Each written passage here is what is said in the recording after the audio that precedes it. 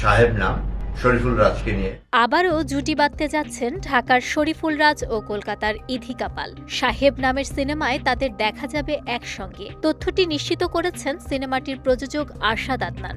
সাহেব পরিচালনা করবেন সাইফ চন্দন। আগামী রোজার ঈদে মুক্তি পাবে সিনেমাটি।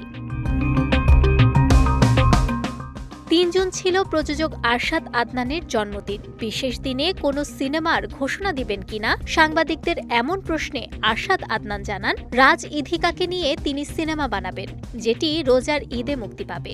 আমি একটা ছবি বানাচ্ছি সাহেব নাম শরীফুল রাজকে নিয়ে, যেটা সামনে রোজার ঈদে আসবে।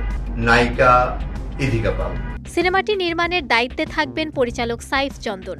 সাহেব সিনেমাটি সাইফ চন্দন পরিচালনা করলেও তার সহকারী হিসেবে থাকবেন প্রিয়তমা সিনেমার নির্মাতা হিমেল আশরাফ। সঙ্গে থাকবেন প্রিয়তমার পুরো টিম। ডিরেক্টর তো আমি আগেও বলেছি সাইফ চন্দন থাকবে, হিমেল আশরাফ তার অ্যাসিস্ট্যান্ট থাকবে এবং আমার প্রিয়তমার যে টিম সেই টিম টোটালটা কাজ করবে।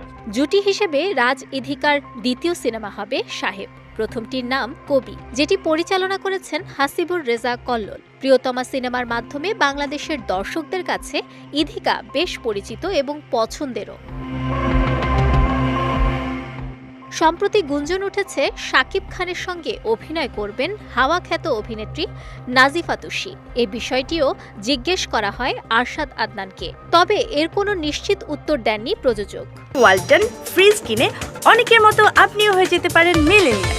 সেরা পণ্যের সেরা অফার।